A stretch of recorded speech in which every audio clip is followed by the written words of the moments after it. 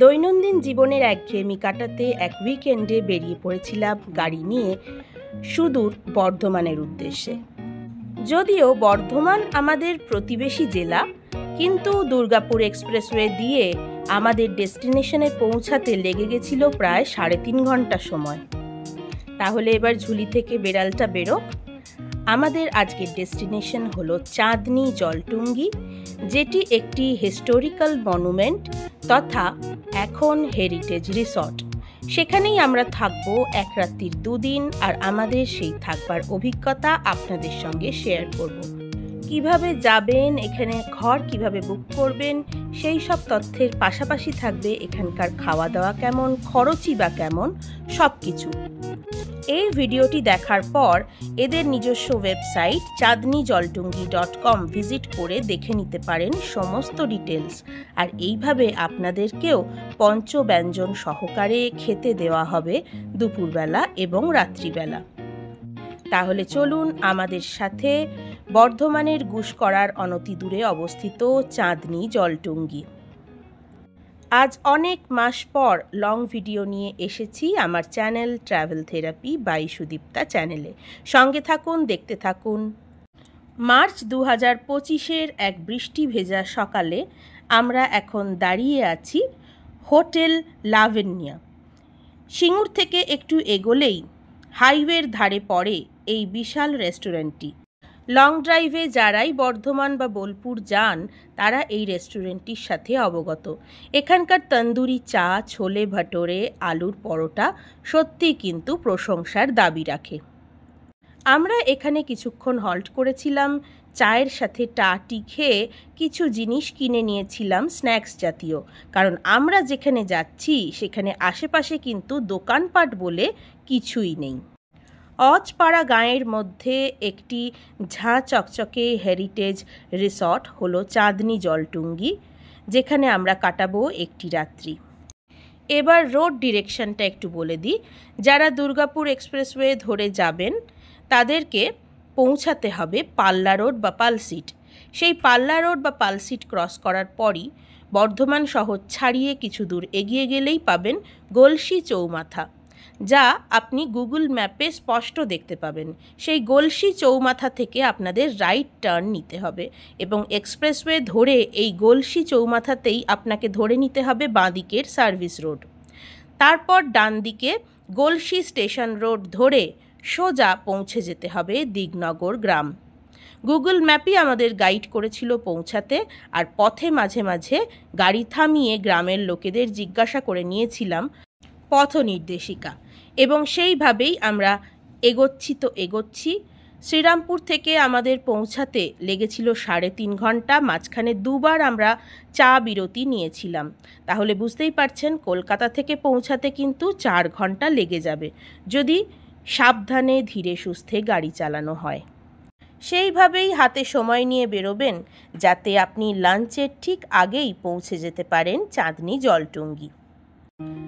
বুকিংয়ের আগের দিন ফোনে আমরা লাঞ্চ আর ডিনারের অর্ডারটা দিয়ে রেখেছিলাম, কারণ তাদের অনেক দূর থেকে বাজার করে আনতে হয় এবং রান্নার লোক সেটি রান্না করে দিয়ে চলে যান। সেখানে যারা থাকেন 2 জন কেয়ারটেকার, তারাই দেখভাল করেন গোটা রিসর্টটির। তাহলে চলুন, এবার আমরা প্রায় পৌঁছে গেছি দিগনগর গ্রাম। দুপাশের সবুজ বনানীর মধ্যে দিয়ে যেতে কেমন লাগছে আপনাদের অবশ্যই কমেন্ট করে জানাবেন। দিগনগর গ্রামে ঢুকতে না ঢুকতেই চোখে পড়বে বেশ কয়েকটি প্রাচীন মন্দির। এদের মধ্যে আমরা 2টি মন্দির পায়ে হেঁটে দর্শন করেছিলাম, আপনাদেরকেও করাবো। একটি হলো জগন্নাথ মন্দির, আরেকটি হলো কালো মায়ের মন্দির। দুটোই কিন্তু রিসর্ট থেকে একদম হাঁটা পথের মধ্যেই পড়ে। যাত্রাপথের সৌন্দর্য এতটাই মন কেড়েছিল যে আমি কিন্তু অনেকটা দীর্ঘায়িত করছি এই আমাদের যাত্রাপথের দৃশ্য। প্রায় 3.5 ঘন্টার যাত্রাপথের এখানেই সমাপ্তি হলো। এই সবুজ ধানক্ষেতের গালিচার ঠিক পাশেই অবস্থিত বর্ধমান জেলার চাঁদনী জলটুঙ্গি। ঢুকেই রিভু নিজের জিনিস খুঁজে নিয়েছে, একটি দোলনা। এখানে সিকিউরিটি কিন্তু বেশ ভালো, ভেতরেই গাড়ি রাখার ব্যবস্থা রয়েছে এবং আপনি ঢুকে পড়ার পরই কেয়ারটেকার কিন্তু তালা লাগিয়ে দিল গেটে, যাতে বাইরে থেকে আউটসাইডাররা না ঢুকতে পারেন এই রিসর্টে। সুন্দর সবুজ ঘাসের গালিচা রয়েছে দুদিকে, মাঝখানে মোরাম বিছানো রাস্তা, এবং এই যে দূরে যে মাড হাটগুলো দেখা যাচ্ছে ওগুলোই হলো আমাদের আজকের রাতের থাকার আস্তানা। আর চাঁদনি জলটুঙ্গি যে হিস্টোরিক্যাল মনুমেন্টটি এখানে রয়েছে সেটি ক্রমশ প্রকাশ্য। প্রথমে আপনাদের দেখিয়ে দিই এখানকার ঘরগুলি কেমন। আসুন, এখানে দু রকমের বেডরুম রয়েছে। এটি হলো এসি ডাবল বেডরুম। যদিও বলা হচ্ছে ডাবল বেডরুম, কিন্তু বেড সাইজ এতটাই বড় যে 3 জন অ্যাডাল্ট অনায়াসে শুতে পারবেন। আমরা 2.5 জন মানুষ খুব আরাম করেই শুয়েছিলাম। বাথরুম কিন্তু খুবই বেসিক, এবং আমার সব সার্ভিসের মধ্যে এই বাথরুমটি একটু ছোট এবং অপরিষ্কার লেগেছিল। আপনারও যদি বাথরুম অপরিষ্কার মনে হয় তাহলে ওদেরকে দিয়ে আর একবার ক্লিন করিয়ে নেবেন। আসলে এখানে যারা কাজ করেন সবাই কিন্তু আনপ্রফেশনাল গ্রামের মানুষ, তাই তাদেরকে দিয়ে একটু শিখিয়ে পড়িয়ে কাজ আপনি করিয়ে নিতেই পারেন। রুমের মধ্যে রয়েছে একটি mini fridge, pedestal fan, table lamp, বাথরুমে গিজার তো ছিলই, এরা টয়লেট কিটও দিয়েছে, সামান্য সাবান শ্যাম্পু। আর ওপরের ছাদটা একবার দেখুন ঘরের, খুবই সুন্দর, এবং ঘরের সাইজও কিন্তু বেশ বড়। প্রচুর সিটিং এরিয়া রয়েছে, একটা ছোট্ট সোফা, মোড়া, এবং সবথেকে আকর্ষণীয় হচ্ছে রুম থেকে বেরোলেই সামনের উঠানে আপনি এরকম পার্সোনাল খাটিয়া পাবেন। সেখানে আপনি বালিশ নিয়ে শুয়ে থাকতে পারেন এবং আপনার সময় কাটাতে পারেন আপনার মতো করে। এবার ছোট্ট করে বলে নিই এই চাঁদনি জলটুঙ্গির ইতিহাস। মহারাজা কীর্তিচাঁদ রায় বর্ধমানের রাজা 1702 থেকে 1740 খ্রিস্টাব্দের মধ্যে ওনার স্ত্রী রাজরাজেশ্বরী দেবী, যিনি পাঞ্জাবের বিখ্যাত টান্ডন পরিবারের মেয়ে ছিলেন, তার জন্য তৈরি করান এই চাঁদনি জলটুঙ্গি।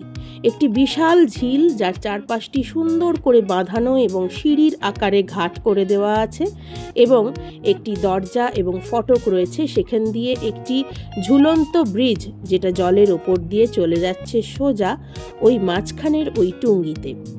মহারাজা কীর্তিচাঁদ রায়ের স্ত্রী রাজরাজেশ্বরী দেবী ছিলেন রাজস্থানী মেয়ে।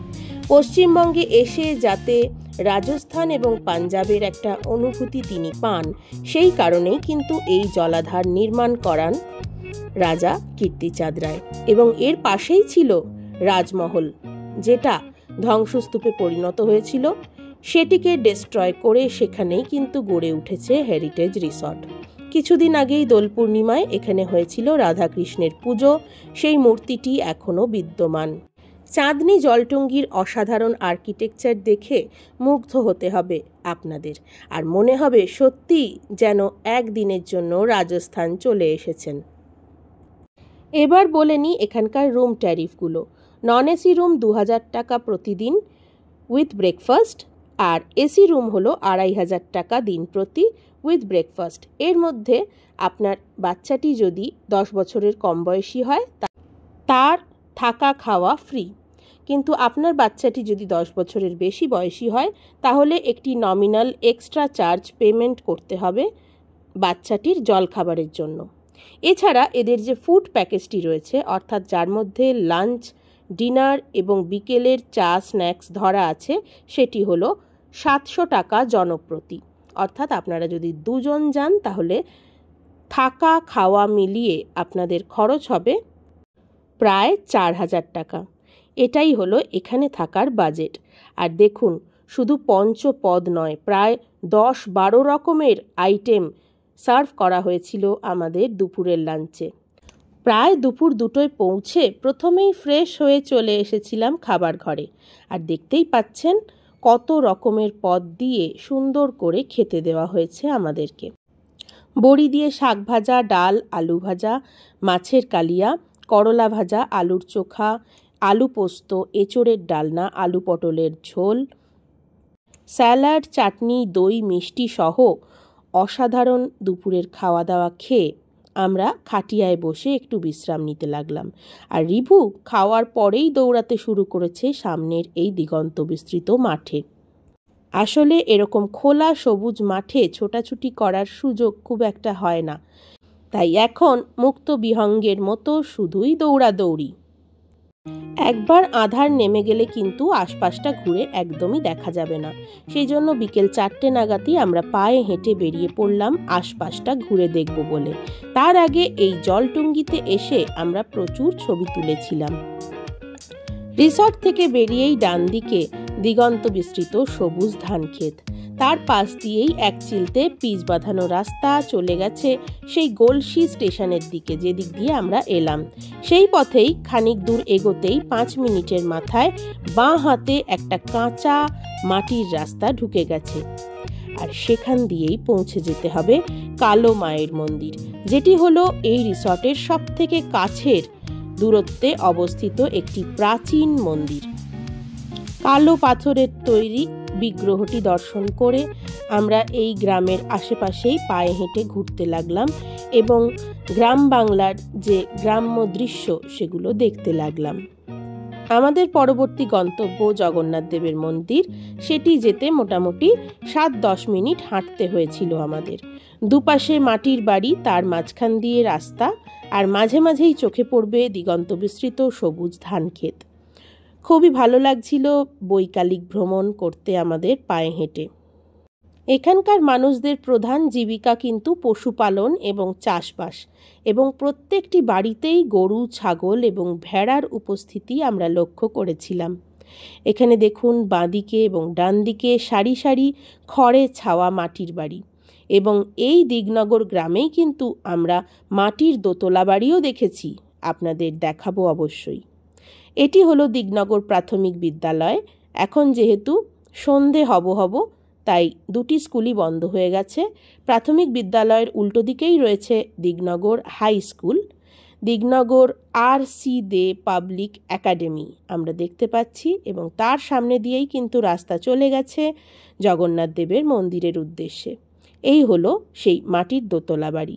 এরকম আরও অনেক সুদৃশ্য মাটির দোতলা বাড়ি আমরা দেখেছি এই গোটা জার্নিতে।